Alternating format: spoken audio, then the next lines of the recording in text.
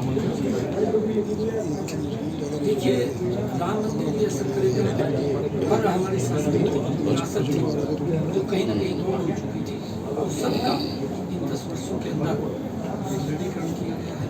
चाहे हम बाबा केदार की बात करें, चाहे हम भगवान काशी विश्वनाथ की बात करें, चाहे हम जी का प्रकाश पर्व हुआ करतारपुर बनाने की बात करें, चाहे हेमकुंड साहिब के अंदर उसके जीर्णोद्धार की बात करें, चाहे हम सोमनाथ के मंदिर के जीर्णोद्धार की बात करें, चाहे हम हमारे हरियाणा के अंदर कुरुक्षेत्र में जहाँ गीता का संदेश भगवान श्री कृष्ण ने दिया, उस क्षेत्र का भी 250 करोड़ रुपए की लागत से जीर्णोद्धार करने का काम वो नरेंद्र मोदी की सरकार ने किया है। हमारी सांस्कृतिक जो विरासत है, उस विरासत को बचाते हुए, उसको संजोते हुए उसको आगे बढ़ाने का काम और देश को मजबूती से आगे बढ़ाने का काम इन 10 वर्षों के अंदर नरेंद्र मोदी की सरकार ने किया है।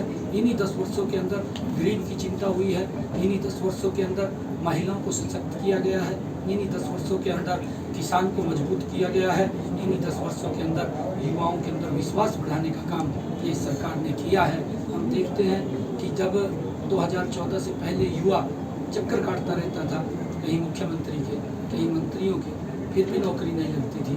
और कांग्रेस की सरकार में ऐसा हालात थे कि भ्रष्टाचार पनपता था, जिसकी टैची में ज़्यादा वजन होता था उसको नौकरी लगती थी। आज बिना पर्ची बिना खर्ची के युवाओं को जो नौकरी लगी है, एक विश्वास युवाओं को बढ़ा है कि सरकार ये हमारे हित की सरकार है, हमारे हितों को सुरक्षित करने वाली सरकार है। उसका परिणाम है आज हर वर्ग नरेंद्र मोदी जी को वोट दे रहा है। लेकिन कल एक काफ़ी घटनाक्रम जो है वो चेंज हुआ है।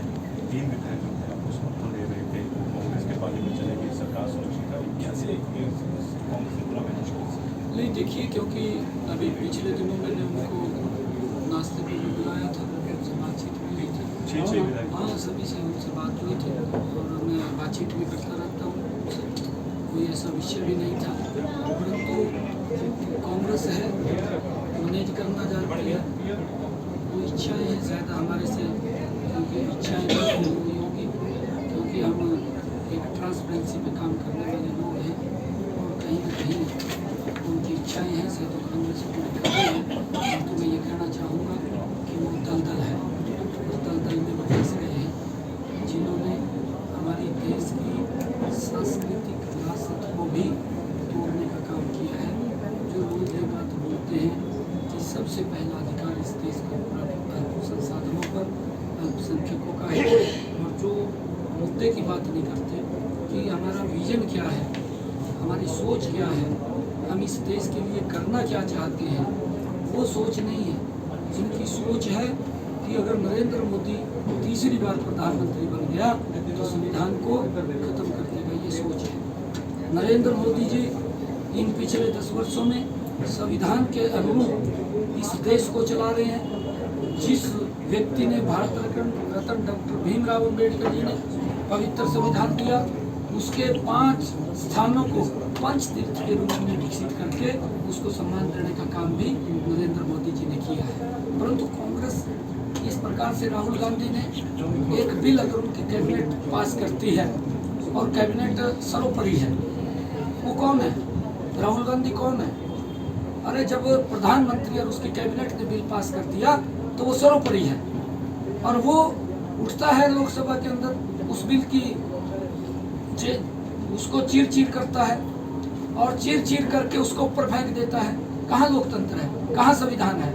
अरे संविधान का अपमान किया है, संविधान को तोड़ने का काम किया। कांग्रेस संविधान को तोड़ने का काम कर रही है, संविधान को कमजोर करने का काम कर रही है। ये दूसरे के ऊपर आरोप लगाना जानते हैं, परंतु जब भी कांग्रेस पार्टी आती है भ्रष्टाचार की गति तेज होती है, और जब भी नरेंद्र मोदी की बीजेपी की सरकार आती है विकास की गति तेज होती है। आज देश की समस्याओं का भी समाधान हुआ, देश का इंफ्रास्ट्रक्चर मजबूत हुआ, दुनिया के अंदर भारत का एक स्थान बना है, और इन 10 वर्षों के अंदर 11वें स्थान से भारत 5वें स्थान के ऊपर आया है।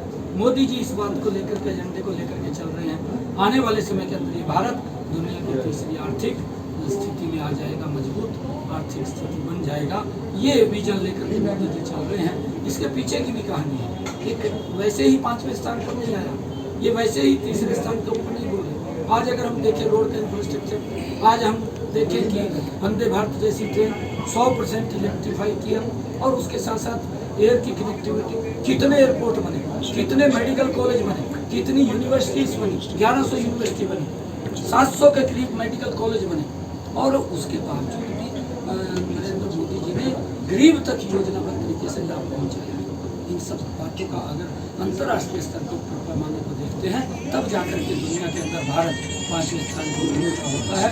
अगर कोरोना जैसा वैश्विक संकट भी आता है तो सरकार 140 करोड़ लोगों के साथ कंधे से कंधा मिला करके खड़ी नजर आती है।